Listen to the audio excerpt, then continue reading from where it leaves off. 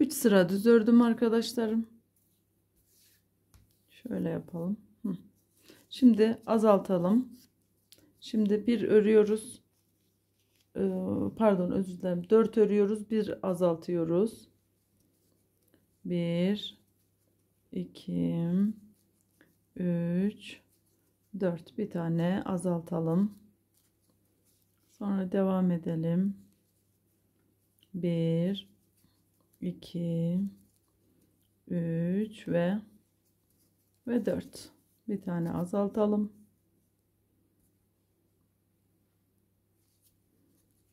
Yine 1 2 3 ve 4.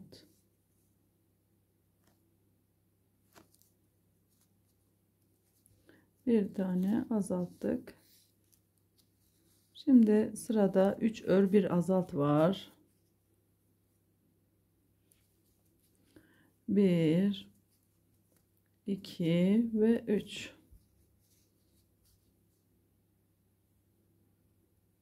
3 ördük, bir azalttık. 1 2 3.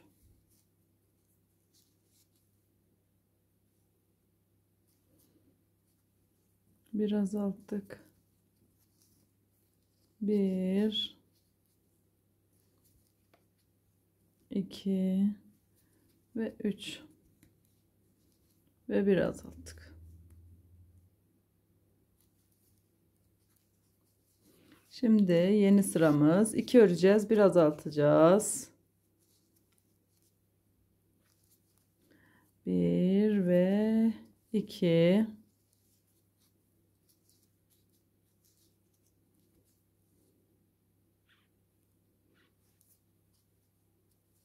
Azalt. Şimdi yine 1 ve 2.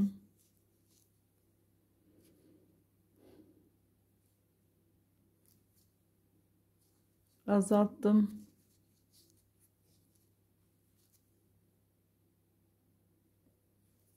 1 ve 2. Bir yerde ufak bir arızamız olmuş ama şöyle bunu keselim. Sorun değil. Nasılsa son rötuşları yapıyoruz arkadaşlar. Bu son azaltmamızdı. 2 sıra düz öreceğiz.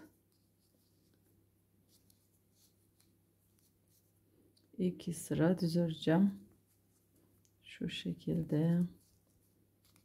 Bakalım. Biraz alan daralınca tabii örmek zorlaşıyor ama biz her şeyin üstesinden geliriz, değil mi dostlarım? Size göstermek istiyorum. Yalnız dikişleri dikerken şöyle bir şey yapacağız. Size dikeceğiniz noktaları işaretleyeceğim, göstereceğim. Dikiş aşamalarını arka planda yapacağım. Çünkü kameranın önünde dikmek gerçekten çok zor arkadaşlar. Ya da dikebiliriz diye düşünüyorum. Yerlerini evet ben size söyleyeyim. Bir sıram bitti. İkinci sırama geldim.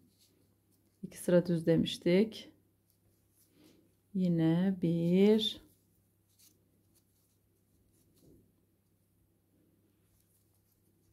2 3 ve 4. Şöyle biraz geriye alalım elimizi.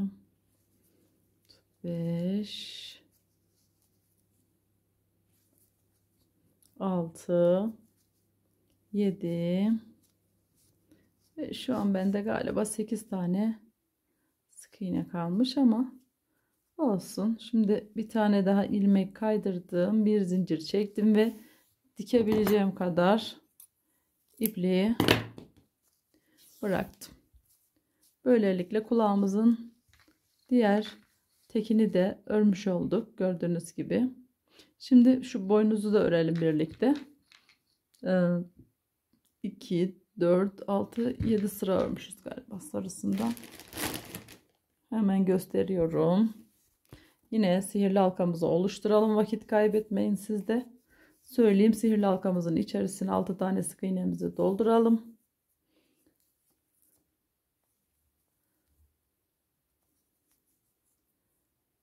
Evet. 1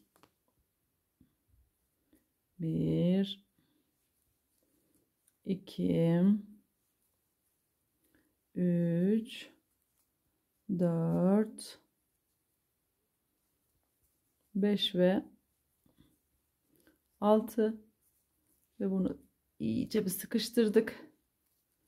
Sonra bir küçük ip bulalım. Kendimize sarı olsun bu sefer. Başlangıç ipimiz.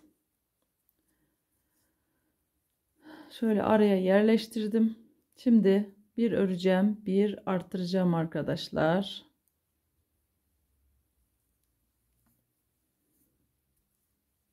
Bir ördüm.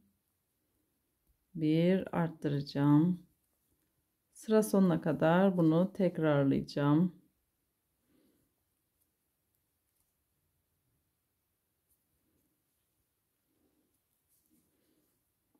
Bir ördüm.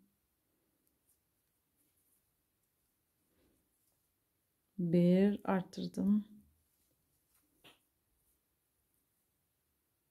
Tekrar bir ördüm ve bir arttırıyorum.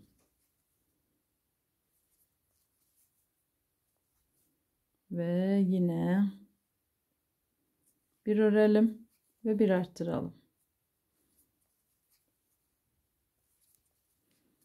Bu sıramız bitti. Şimdi bir sıra arttırma eksiltme yapmadan düz bir şekilde örelim. Sonra tekrar azaltalım. Yuvarlağımızı oluşturalım.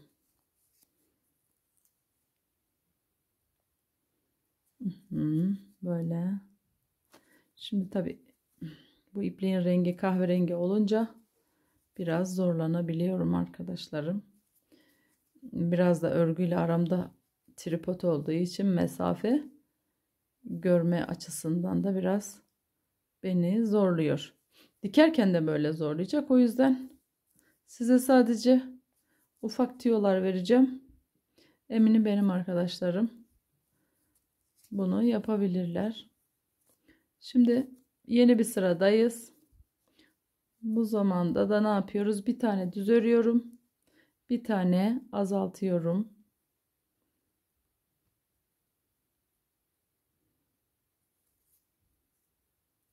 Yine tabii ki sorularınız olursa anlamadığınız kısımlar lütfen videomun altına yazın. Dönüş yapacağıma emin olabilirsiniz. Gerekirse size anlamadığınız noktayı anlatırım. Sorun yok arkadaşlarım. Eğer olumlu yorumlarınız varsa onları da beklerim. Tabii ki. Bir tane düz. Yorum yaparsanız gerçekten çok sevinirim. Beğeni, takip etmeyi unutmayın kanalımı. Instagram sayfam Deryaca Örgüler. Deryaca tam adres de vereyim. Deryaca alt tire orguler diye yazılıyor arkadaşlar. Daha kolay bulabilirsiniz.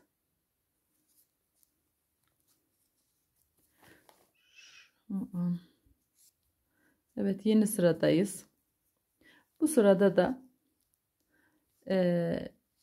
sıra sonuna kadar sürekli çift öreceğiz arkadaşlar. Azaltmaya devam edeceğiz. Şöyle birinci çiftimiz.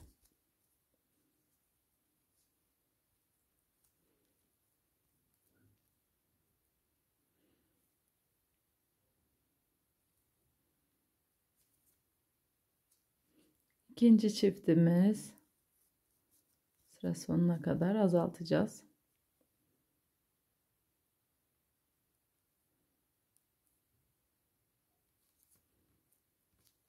Üçüncü çiftimiz.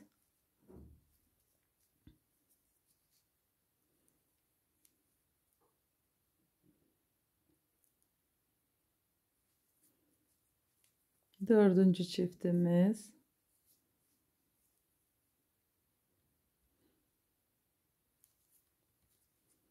5 ve son bir tane daha. Bunu da şöyle örmek istiyorum azaltmadan. Çok daraldı çünkü orta kısım. Şimdi bunu kapatmadan şurayı arkadaşlar sarı ipliğimize geçiş yapalım. Tabii sarı ipliğimizi bulmamız da lazım. Evet, ucunu bulduk. Pardon, kameraya çarptık yine. Ben bunu hep yapıyorum. Neyse, ikisini birlikte çektim. Ve yine aynı dip noktaya battım. Yine aynı dip noktaya battım. Böylelikle başlamış oldum. Şu sarı ile kahverengi ipi de düğümlüyoruz. Bildiğiniz üzere düğüm atıyorum. Açılmasınlar diye burayı sıkılaştırıyorum. Tabii önümde telefon olduğu için bunu yapmak çok zor. Onu şurada bir önüme doğru getirip düğümümü sıkı sıkı atayım. Kaldığımız yerden devam edeceğiz. Şimdi burada bazı yerlere çift batacağız arkadaşlar. 3 tane çift yaparak arttıracağım ben burayı. Buradaki ilmek sayımı 9'a çıkaracağım ya da 8'e. Öyle yapmıştım çünkü. 1, 2 oldu. 2 ilmeğim var elimde. Şu an 3 oldu. 4. ilmeği yapayım. 3 oldu. Şuraya bir tane daha çift yapmış olayım burayı. 4 olsun. Bir tane yanına battım. 5 düz battık bunu arkadaşlar. Bir tane daha çift yapalım. 6 ve 7.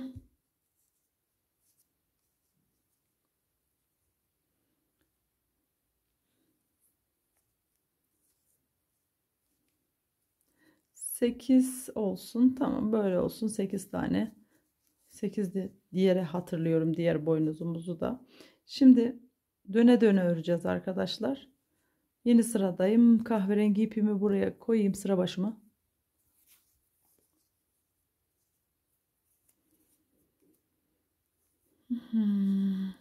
Şimdi başlayalım. Döne döne öreceğiz. 1 2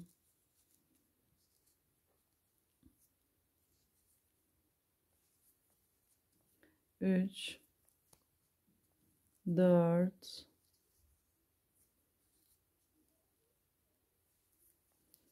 5. Bu sırayı da birlikte örüyorum. 6. Hatamız varsa düzeltelim sizinle birlikte diye. 7. Evet, 8. Yeni sıradayız. 8'er 8'er örmeye devam edeceğiz. Kaç sıra? 7 sıra arkadaşlar. 7 sıra arttırma, eksiltme yapmadan örelim. Boynuzumuzu bitirelim. Evet arkadaşlar, boynuzumuzu da işledik, bitirdik ve içlerine birazcık pamuk yerleştirin. Şöyle, buna biraz fazla koydum galiba. Şöyle bir şey yapalım. Yerleştirelim. Biraz pamuk koydum hafiften dik dursunlar diye. Çok da değil aslında, sıkı sıkı da doldurmuyorum. Çünkü bununla küçük bebek uyku arkadaşı olduğu için oynayacak. Normalde bebeklerimi çok sıkı sıkı doldururum. Dikeceğiniz noktayı gösteriyorum şimdi arkadaşlar. Orta göbeğimiz belli. Başlangıç noktamız belli. Gördüğünüz gibi 1, 2, 3, 4. Tam 4 sıra aşağıdan 1, 2, 3, 4. 4 sıra aşağıdan tutuyoruz. Aynı hizada. Peki diyeceksiniz ki bana ne kadar uzaklıkta olsun? Tam tepede, bakın gördüğünüz gibi hafif öne eğimli. Şöyle birazcık daha göstereyim.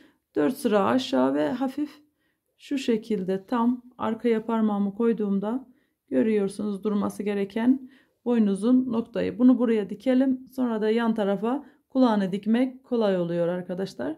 Bunu bu şekilde iğnelerle yanlardan sabitleyin. Dikin. Kulak dikiminde görüşelim. Evet arkadaşlarım. Şimdi kulağını da göstereyim. Yine iğnemi ipliğime taktım. Yani aslında biliyorsunuz az çok. Bunu da buraya şu şekilde hemen boynuzun yanına dikeceğim.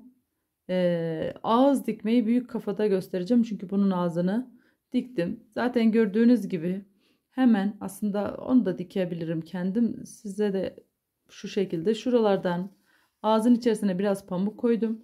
Koyduktan sonra kenarlardan iğneledim. Ağzı da gözün hemen bir altındaki sıranın üzerinden başlattım. Geldiği noktaya kadar. Şimdi biz bu ağzın üzerinde bir tane kahverengiyle şöyle iz oluşturacağız.